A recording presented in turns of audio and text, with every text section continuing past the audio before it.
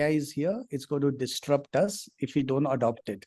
AI is going to be creeping into our life like what internet and mobile phone has creeped in. If AI is only making things more effective, yes, it should be there. But is it going to be another fad like metaverse? There is nothing that can replace a physical institution, because you learn about life, you build friendship, you build your a circle forever, right? Welcome everyone to the ASMA, a global community platform for the education and brand leaders. And we are presenting ASMA Educator Symposium, a series of virtual roundtable focusing on the navigation of development, growth, and opportunities in the education sector. I am Shubham Thakur from ASMA NextGen Innovate, and I would like to welcome you all to the first chapter of Educator Symposium, where our all-esteemed speaker will be speaking on unlocking transformation, the impact of AI-integrated universities on students, educators, and stakeholders. Now, I would like to welcome Dr. Sandeep Pachpande, Chairman of ASM Group of Institutes, our keynote speaker for this session. Over to you, sir. Thank you very much, Subham. Greetings to everyone, distinguished guests, educators, innovators, students. A very warm welcome to the first edition of ASMA Educators Symposium. For the ASMA Educators Symposium series, the objectives are crafted to empower and unify stakeholders in the education sector through collaborative and insightful dialogue. This symposium aims to forge a global network of passionate educators and brand leaders, creating a premium platform for showcasing transformative insights and fostering innovation in education to shape the future of learning. Today, we stand at the precipice of a new era in education, one defined by the transformative power of artificial intelligence. Today, we delve into unlocking transformation, the impact of AI-integrated universities on students, educators, and stakeholders. A theme that challenges us to reimagine the boundaries of learning and teaching in the era of artificial intelligence. As we navigate through today's discussion, let us remember that AI is not just a tool for innovation, but a bridge to uncharted territories of knowledge, collaboration, and growth. We are here to explore how AI-integrated universities are redefining the boundaries of learning, teaching, and engaging with our communities. In an era where we say that change is the only constant, AI has emerged as a pivotal force in driving innovation, enhancing learning experiences, and forging new pathways in academic excellence. Our agenda today is ambitiously designed to explore the multifaceted impacts of AI integration within universities. From a personalized learning environment that adapts to individual student needs, the AI-driven research methodologies that push the boundaries of knowledge, we stand on the cusp of a revolution that redefines what is possible in education. Today, we are very privileged to welcome an incredible panel comprising of seasoned academicians, innovative founders, leading figures in EdTech, and distinguished education providers. This diverse gathering of minds promises to deliver a multifaceted exploration of evolving landscape of education, blending deep academic insights with groundbreaking technological advancements and visionary leadership in education. The collective experience is set to illuminate our discussion, offering unparalleled perspectives on navigating and shaping the future of education. I was listening to one session by one of a very big educationist, and we say that Obama had said that innovation and education is what we can make a country great. However, we feel that innovation in education is what can make a nation great. So let us embark on this path of discovery together with open minds and a shared vision to unlock the full potential of AI in shaping a smarter, more connected, and inclusive academic world. Thank you for being part of this pivotal conversation. Let the transformations begin. I would now invite my friend Dr. Samir Karkhanis, founder and CEO of Yangpu Executive Education, to please take over and moderate the session further. Thank you and welcome once again. So, thank you very much, Dr. Sandeep ji, and a warm welcome to everybody. This is the third AI session we are doing in this week. I and Tarun had the opportunity to attend a masterclass on AI in education from Harvard Business School 2 days back. So a lot of memories are fresh. Why I'm setting this context here is in every such session, we have yet not been able to find the answers. And that's the beauty of these conversations. It is a topic which is repetitive, even though it is innovative. It is a topic of possibilities, which we all do not know. So with this kind of a context, and we know, and it is not as easy as, chat GPT, because AI is then reduced to just the word chat GPT. I think there are things beyond that. Probably we should spend this next 30 to 40 minutes to dwell on very interesting concepts which are going to emerge, which has very high impact, which could be humanizing AI. How do we personalize at scale? How content creation capabilities will be enhanced? How user-generated content is going to be the future of AI? What are institutions, and so many big reputed institutions we have on the panel? How are we going to use AI, or how are we already using AI as a tool for our educators, our faculty members, for our learners, for content, and then for our employers? Have we done something on these lines before already? Are there some best practices which are done? And probably again a question, do we really need AI, or it is just a bubble like a metaverse, which we saw some time back, or Bitcoins? Or are we already using AI, and many of us are using technology and digitalization for last 10, 15 years in education institutions?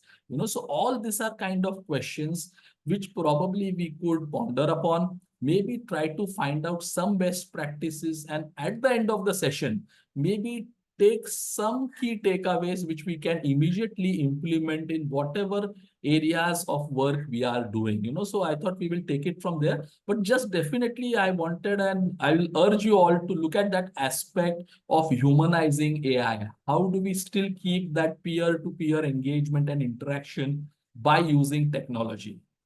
So I would like to open up this conversation. And since Tarun has AI word in his university's name, I thought probably Tarun can start with some perspective on this, and then others can take on from there.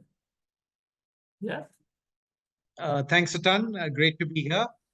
So from my perspective, I think, we are completely sold on the fact that, AI, as it, whether you call it chat GPT, which is generative AI, is got the power to transform every aspect of student education, industry, every industry. No industry is going to be left behind. So if we are saying that that is a given, if we there's a question mark, but if we as a team agree that that is a given, that everything is going to be in some way impacted, then what is the impact and how can we use it? So from my perspective, at Universal AI University, we are looking at it from a perspective of how it can be application oriented. So for a business school, the focus is obviously not coding. Anyway, there was a new platform which was launched just yesterday, I'm told, which is the going to be death knell for coders as such. But what is going to be the wow factor is, how do you infuse business with AI? Or tomorrow you infuse law with AI, or tomorrow you infuse health with AI. We've seen what it can do in the case of vaccine development. So what is AI? AI is essentially getting you ability for us to look at truckloads of data, to put it in some format, create an algorithm to make some sense out of that data, and then give it predictive capabilities. So if you use that method in each one of our operations, then you say where the wow is not about the creation of the AI model, the wow is of the application and what can it do for a particular industry stroke a particular professional. And there we go into the point where we say, let's try and infuse this method, and every day new applications are being created. So can we energize our students to come up with new applications? And wherever there's a problem, let's see. Nowadays, it's become fashionable to put AI in every problem, saying AI is like some magic wand, you put it, but there's no data, there's no AI, right? So if you don't have the data, you can't build a model. It's a scientific method. It looks at mathematical, stochastics, forecasting methods. So without data, you can't achieve the objective. Now, many times you go to problems, you might find a solution that possibly AI can, but they're like, oh, but we have never cracked this data. Okay, so start building the data management systems in your organization, whether you're a university or an industry. Put all that into play. Once you have it, then start rolling it out. So I think that's the broad brush I'd like to paint. On a micro level, from a university perspective, of course, we do believe that AI is going to save time, truckloads of time. It's a more sophisticated version of Google than in Wikipedia, and now you have AI. So it kind of gets you the information, and that's very helpful for faculty if they want to get more information which is pertaining to a particular area, and they can use that. Or students, from a customized perspective, they have the ability to ask questions, kind of a personal tutor. And for faculty, as we discussed a couple of days, have a teaching assistant which you don't have to pay for, because OpenAI has created it. So let's use it as a tool which can improve our working. And I leave it because there's lots to discuss, but I would love to hear it. Yeah. So coming to you, Aman, you have huge number of students across UG, PG schools, PhD. There is a very strong use case for applying AI in all what you all are doing today. It could be from transportation management to managing canteens. I've seen your campuses and the sheer volume of students and alumni. So is there anything that you all have implemented in terms of AI, not necessarily AI, but technology kind of intervention to speed up the processes or making life easy for everyone? Well, hi, Samir, and hi, everyone. Thank you for inviting me for this particular session. I think it's very interesting. Samir, your comment is that, is it going to be another fad like metaverse? I think AI is going to be more real than metaverse. At least the applicability would be more immediate as compared to metaverse, because I still believe in metaverse as well. But I think the applicability of AI would be would be more recent. And I think largely LPU is a very large university. Rightly said, we are around 40,000 students now. And when you're doing dealing with such a large student body and such a large number of programs, technology is definitely the answer to that. And I don't need to talk about it, because I think now Hemant is also there.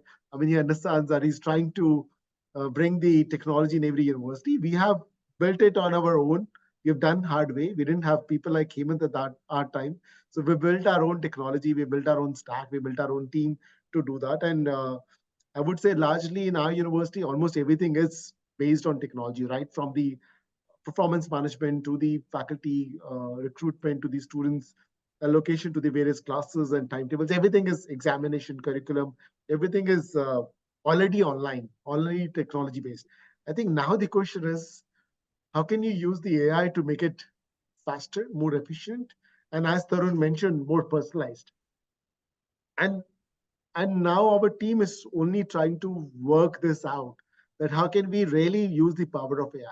Definitely, ChatGPT is just a small interface, and it is the own data set on which it is working. But now, from a large learning model to a small learning model is what we are trying to build within the university system, where based on our own data, we can create tools which could help students. I mean, we are trying to work on a system where a small model could be created at least for our HR, where everything is done by the AI, when you just need to say, apply for a leave tomorrow, and it's done. I mean, you don't need to really go to an interface to do that. So things like that is happening already. On our examination system, we are actually using the curriculum. So the curriculum is already developed using some input from the AI, of course, taking a lot of inputs from the industry. Now the curriculum is already there. What is more important is how you're going to evaluate a student on that. So of course, there we are using AI, where we are asking the AI to create the question papers and also the evaluation system and continuous evaluation system to make the students life a little more difficult, because now this syllabus is coming from anywhere. I mean, we just need to give the inputs on this is the larger topic areas, but the questions can come from anywhere. And also, we are also working on a pilot project where every student is given few questions based on what he or she is studying. And we are trying to build up a model where a customized learning inputs are given to that student. So if I'm a great student, I might be getting a harder questions. And if I am a weaker student and a particular topic is weak, I've been giving more questions on that particular topic than to be a higher order uh, question. So I think this is, and I say that as Tarun mentioned, it is a very start of it. It is a dial-up age of AI. When what was the dial-up age of internet? I think we are still at the dial-up age of AI. We will get the 5G model of AI, and then it would be impotent that everybody would be using it like what we're using mobile phone these days. So yeah, I'm happy to learn more from the other. Yeah, absolutely. Perfect, Aman. I'm just building on what you said now and moving to Manish. So Manish, I know the way you manage your campuses. You are absolutely hands-on, very interactive with the student community. You are a part of the academics also. So how do you foresee students using AI? How do you see your faculty using AI? And also on a fundamental level, do you think it is time to launch a AI in management kind of a program? Are you thinking on those lines? Because one is that we institutions apply AI. Second, to apply AI, somebody has to create the AI. And it need not be only engineers, because it's going to be open source. It's going to be no code kind of AI. So does a management school, which is very focused with students, it is the time for you to launch a new program, or maybe some modules? Have you already started doing that? Because I know some schools who are making chat GPTs, prompt engineering as a subject in the syllabus for credit. So your views on that, Manish?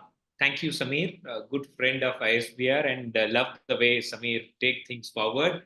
Nice to see Dr. Sandeep Bajpande here. Again, a family, and nice to see all the founders of so many universities. I think we have all so much to talk about and so much to learn from each one that we are doing.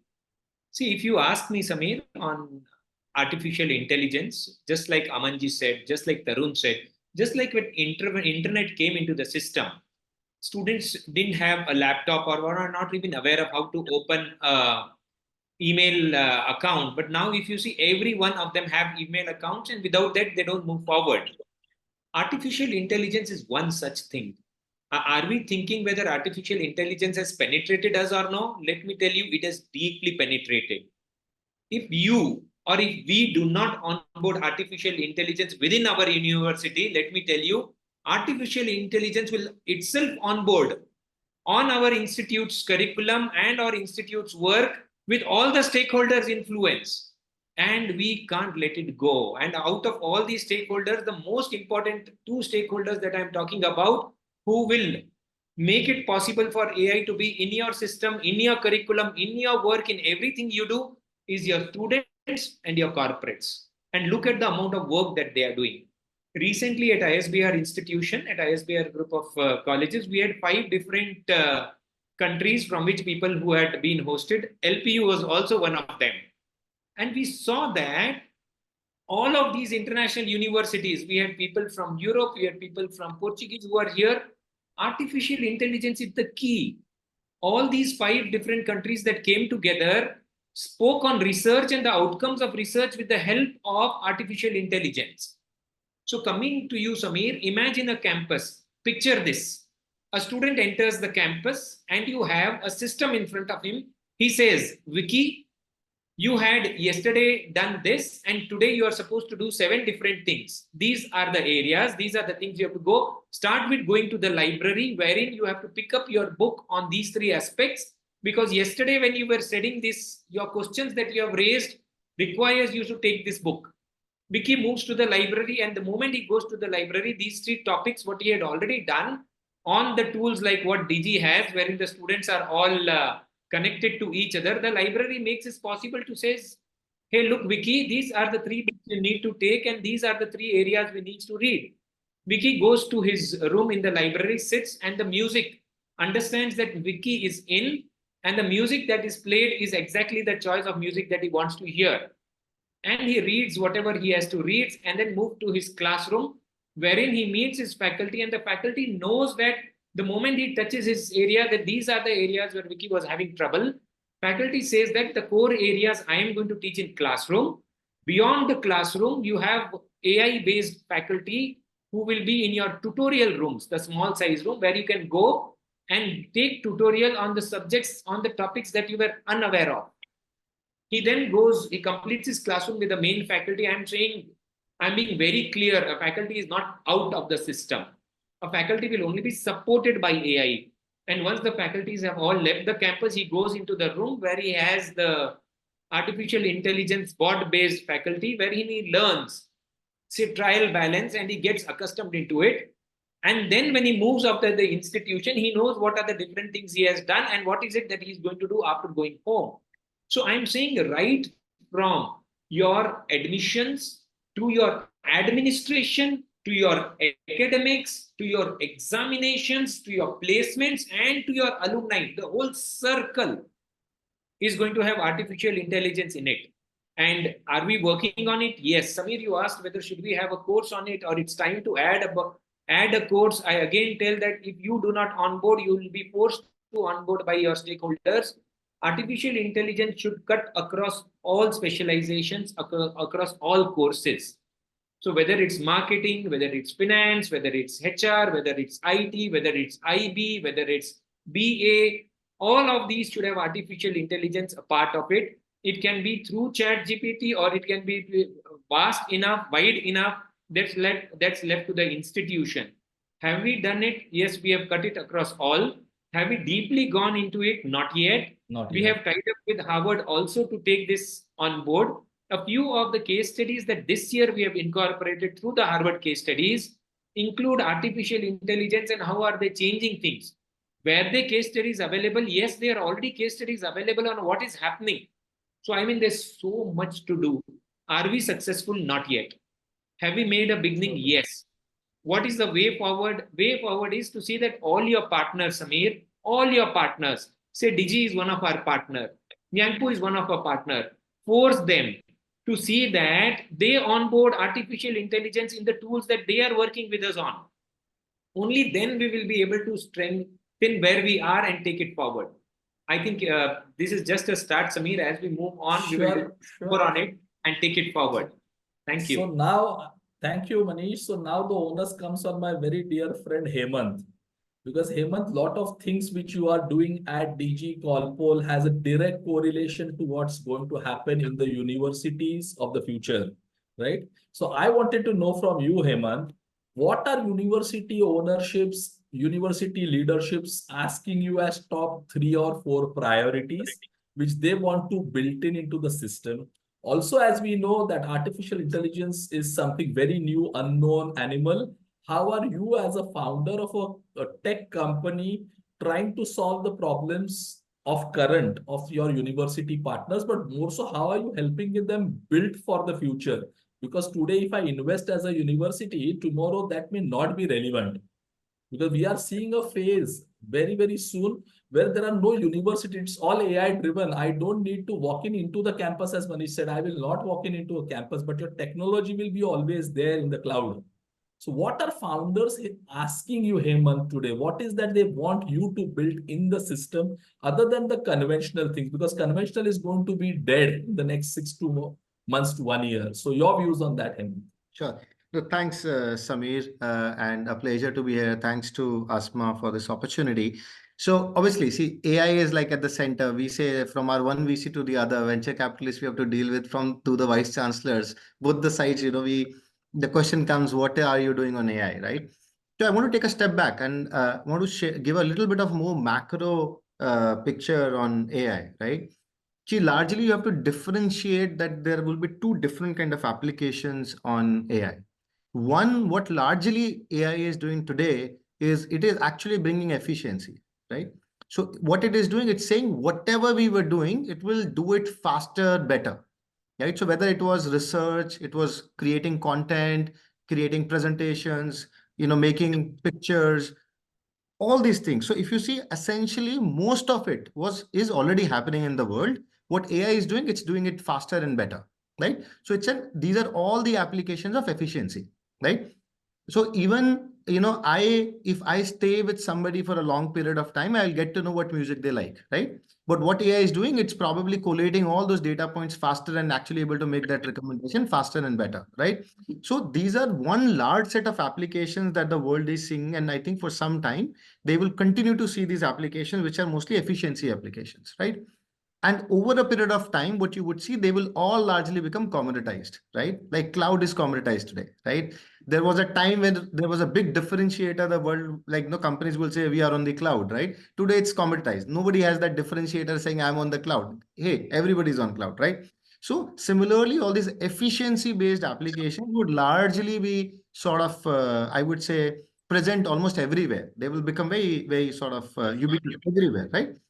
But on the other side, if you look historically, what has happened, whenever there has been a new human computer interface, a completely new breed of applications get born, right? So look at when PCs came into the world, we saw Word, Excel, PowerPoint, all these new applications were born, which the whole world used, and we continue to use today in terms of, how we work, right?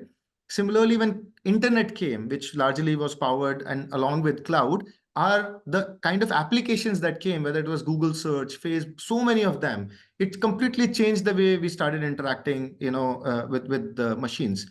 And similarly, if you look at mobile, when mobile phones came, look at the new set of applications that came into the world in terms of how we are actually leveraging technology.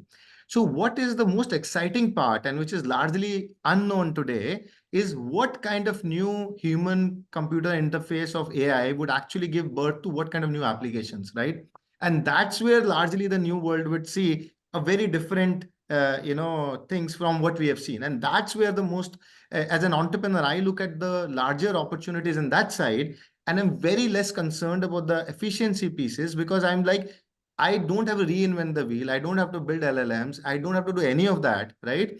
As today, as a tech company, I'm not looking at building my own cloud competence. I'm largely leveraging Azure or AWS and these in the world. Similarly, on the AI, I'm not too worried about most of the other applications, because I'm going to leverage largely what the rest of the world is going to leverage, right?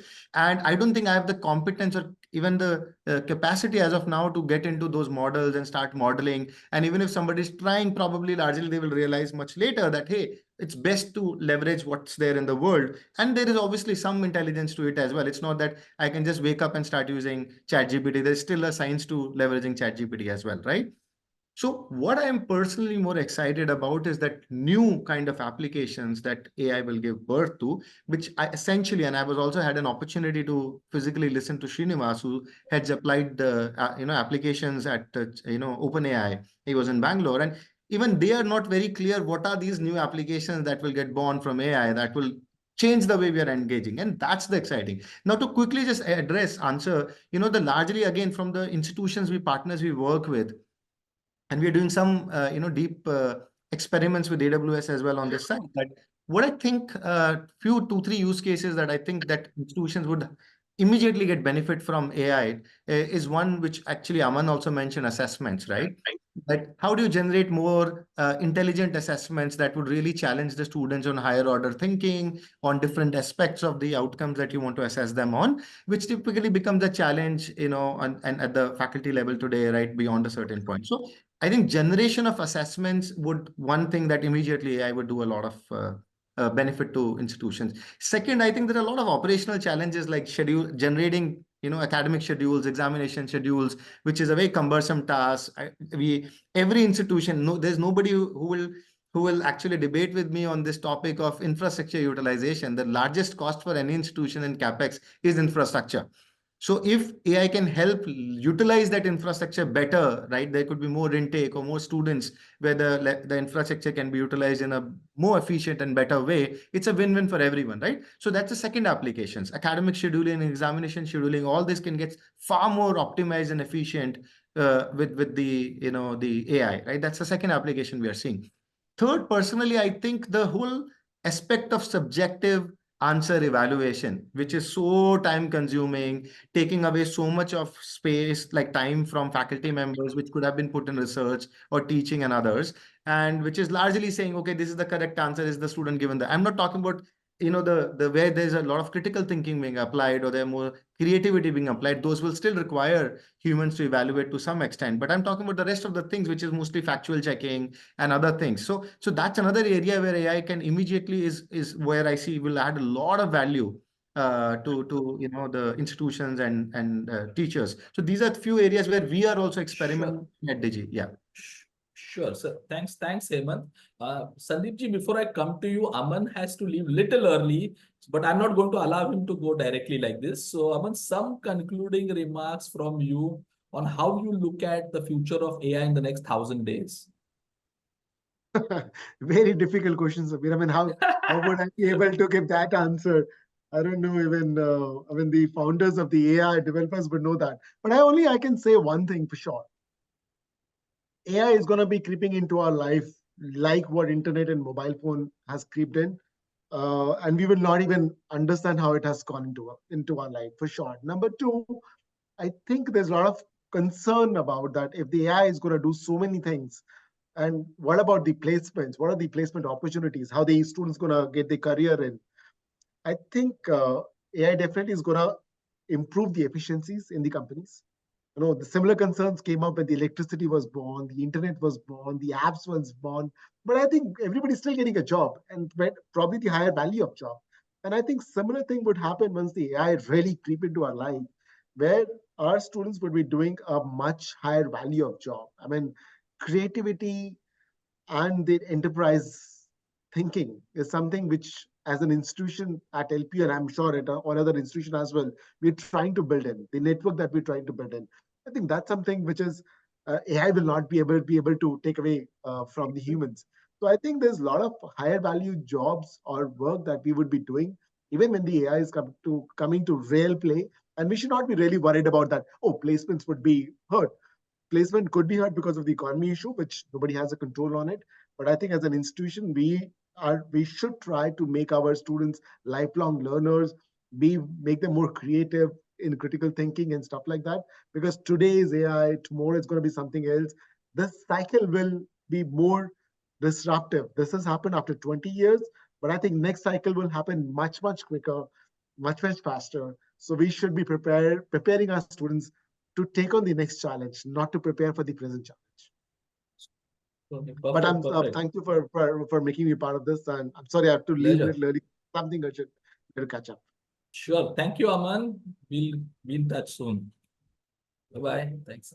So Sandeep ji, now to you. You have a big role to play in the higher education ecosystem.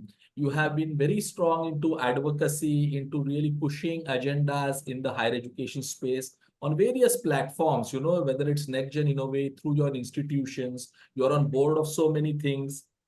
And this question is going to impact on how we collectively also address the issue of AI, of technology, open source learning. Asynchronous learning is going to be the next big thing in the future. And when all of these things start playing and we don't know how it is going to play, what happens to institutions? How do regulators then come in picture? How do higher education institutions come together to safeguard each other's interest also? Because at one end, regulators are putting together NEPs and then syllabus plans. I sit on AICT's committee on currently now on syllabus. But things move differently at different parts of the entire wheel, But then because of your sheer presence on a lot of forums and associations, are you all collectively also thinking about what is going to be the future of education, keeping in mind AI and tech in perspective? Yeah, thank you, Samir. I think so. This is something which yet everyone is in the phase of understanding it and reimagining the way education is going to be. One thing is certain that AI is here. It's going to disrupt us if we don't adopt it. As Manish had already said that, and Tarun has already started a university based on that already. But it is very important for us, first of all, to understand that when we look at a country like India, it is a very diverse and a big country. We cannot have one solution fits all kind of a solution. When we look at collectively with regulators, collaborators, though, we'll have to understand this fact that you cannot make one regulation which will be implementable for everyone. We are such a large and diverse country.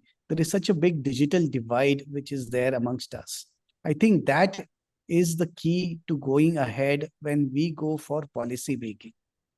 The objective of ASMA is itself to bring all the stakeholders of education, be it regulators, be it the educationists, the teachers, the students, the parents, onto one platform. And that is just the reason why we have started, these series and the symposiums. And I think if we have to go ahead on this, the only way forward is going to be collaboration and learning from each other. We have to share our experiences, we have to learn from each other, and that learnings can accelerate our, I would say, the group learning which will happen between all of us. Even in this panel, if you see, everyone has been doing phenomenal work. But can we share our learnings with the other stakeholders where they can learn from the way things are implemented? I've been working with Hemant on, working with the adoption of technology. While we say, yes, there is a good technology available, the question is, can we implement it in the right way? And is it used in the correct way? Those are the major challenges which we are facing. You're right, Samir, asynchronous education is going to be, the key going forward. Yeah, we have also worked with the HBS Online. I've experienced how wonderful those asynchronous courses are and how immersive and engaging they are with those case studies kind of things used into it. And though we are talking about technology, I think we should never forget the human factor. When the COVID ended, I said one of the statements I said was that COVID has proved that face-to-face education is never going to go out of style. Yes, we can have online symposiums, we can have the online events, but it is very necessary to have a face-to-face interactions where we can explore many other dimensions rather than just the discussions. And that is where I think we should work towards getting that human element, collaborating together, and working towards the common goal of what we all educationists are very passionate here about. Absolutely, Sandeepji rightly said, no one answer for the challenges which come forward. From there, Tarun, I'm coming to you. We both attended this session from Harvard Business School 2 days back, right? And we saw how AI can be used for academicians, for learners, building up content cases. And it was a quite diverse group who dwelled into all that. So keeping that background also in mind, and since again, AI is a name of your university, how are you, and many are going to follow you across the globe, because there will be AI specific universities coming up now, so how are you planning, because you are now driven by a mission that you are an AI university. One, how are your curriculums or way of doing business is different, or what is the ideal model or some model which you may have thought on running a AI tech driven university? That is one. But then how are you going to really ensure the softer areas of critical thinking, peer-to-peer learning, that entire essence for our students, for our learners? Otherwise, I could have always learned from maybe say a YouTube. But then we are talking about a university where somebody is paying a fees and coming. He's not coming only for knowledge, but he's coming for peer engagements. And it is our responsibility also on how do we develop skills like critical thinking, empathy, group learning activities, respect for elders, XYZ, the creative piece, the artistic piece. And that's the 2, 5, 10 years a student spends with us. And when a university like yours has a mission of being AI, how are we going to manage these humanizing parts? Fascinating and very interesting. The way we are trying to do it is, for me, it is how can we use this tool to make our students and the level of the classroom to the next, higher quality. So, and it was very interesting. The professor said this: a classroom using Chat GPT in a case study, and a classroom using no Chat GPT in a case study. The classroom using Chat GPT, in their case, all students with Chat GPT, the level of learning, the level of discussion, the level of critical thought was far superior. So for me, that was like music, because this is what I felt, right? You have access to technology. It's like, remember the time we used to only have paper and pen to write. Now we have MCQs. So we are using technology. It's making life easier. So why not use it to have a better quality of output? So, I'm completely sold on that's going to make a magic in every classroom if we bring that one tool. I'm just talking of one tool. The second tool is on, we are working with some tech companies in terms of the whole aspect of what you call personalized learning, right? So the asynchronous, because the teachers, we know our faculty always give their best and they can, but there are still levels in the classroom, right? You have certain people who still probably don't get a sense of what is to be delivered. So can we just hive that? And I think Manish said it better than anybody could. You go into these things where if you are, a fan of Ranbir Kapoor or Katrina Kaif, you can get Katrina Kaif to teach you, right? That subject. And so you get excited, you want to look at her, and you get your learning in a personalized, through the deep fake, but it won't look like deep fake. Now, there is a challenge there. One thing which I'd just like to say, we are going to be dealing with AI on the other side of a phone call, on the other side of a video, where AI has created this stuff. It's very critical that governments and across the world, and European Union today passed a law that there is a watermark. Every time you're dealing, it's like, when we have our true caller. So I know, okay, Hemant's on the line, right? Similarly, I need to know that I am interacting with AI and not Samir or Manish, right? I need to know that might be Samir's voice. Everything that Samir looks like Samir, but it's not Samir.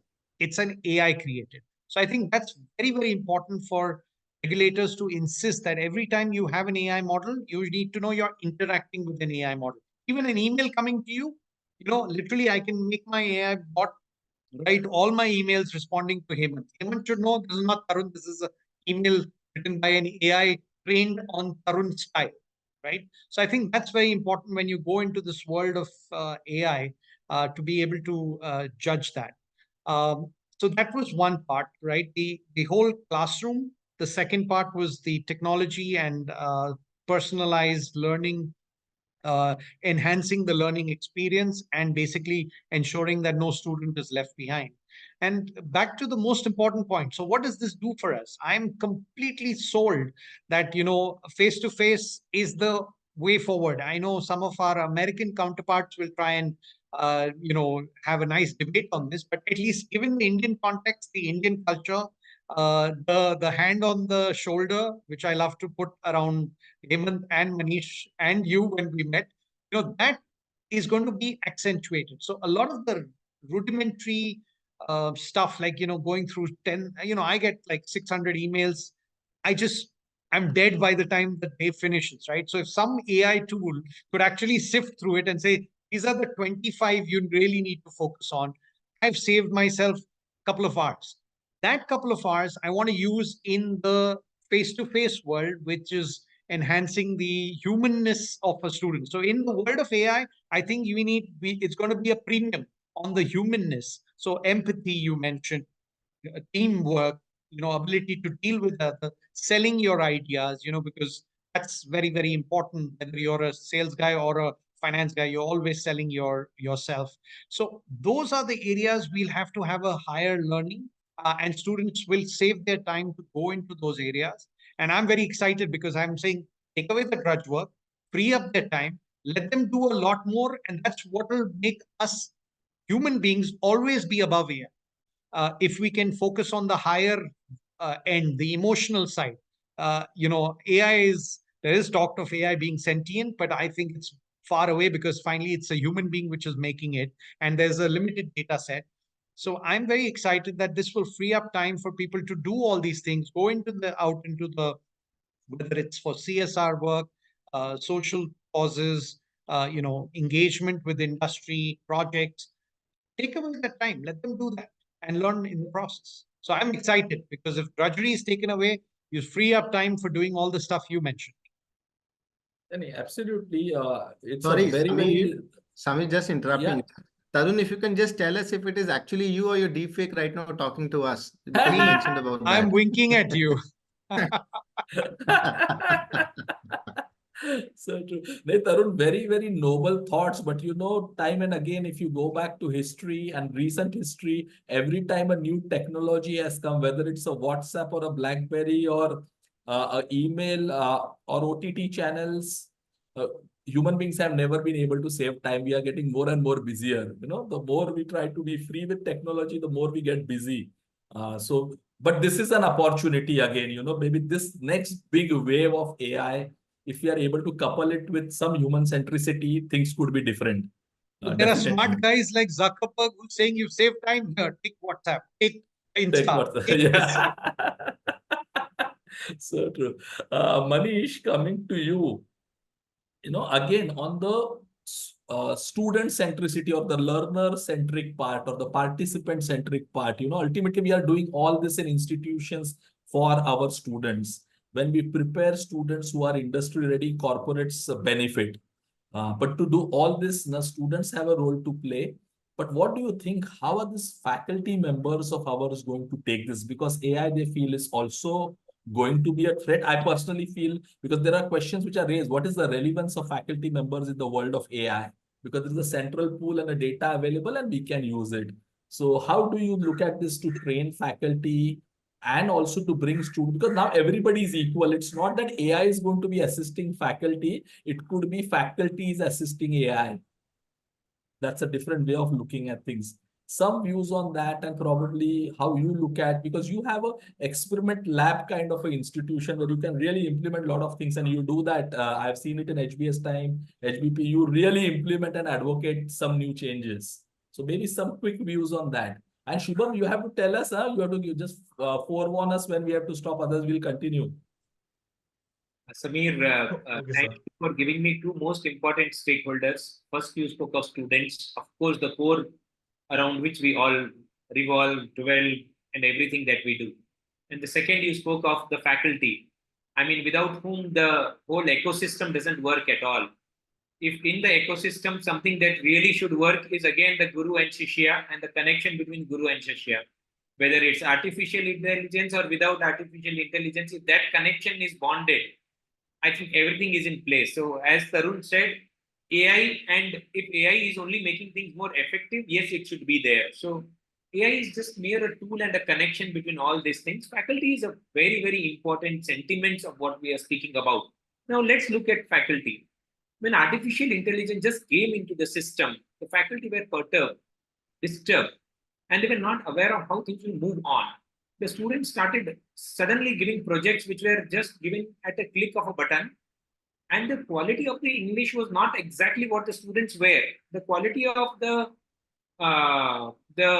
sentiments that the student written were not of the student, but they were generated out of somewhere, and the faculty were disturbed. In fact, very soon you saw in a very short time universities in Bangalore talking about ChatGPT to be banned. This has to be done. They have to be sent out of the system. The system admin has to see that whenever someone opens this tool on the campus, this doesn't open up. And this all started in just 1 month of its launch.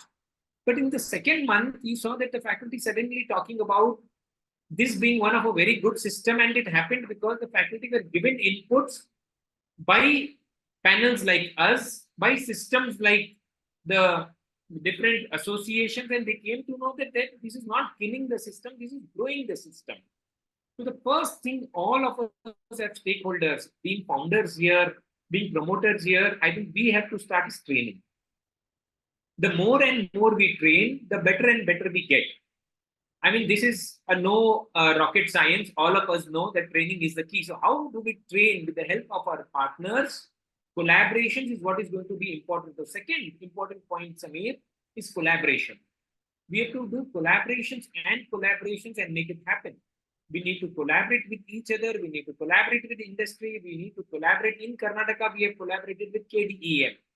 And they're doing a very effective job of seeing that how innovatively the trainers are trained. We have also collaborated with HBS, wherein they have given almost 4 seminars and workshops to our faculty individually and in group to see how artificial intelligence is deeply happening.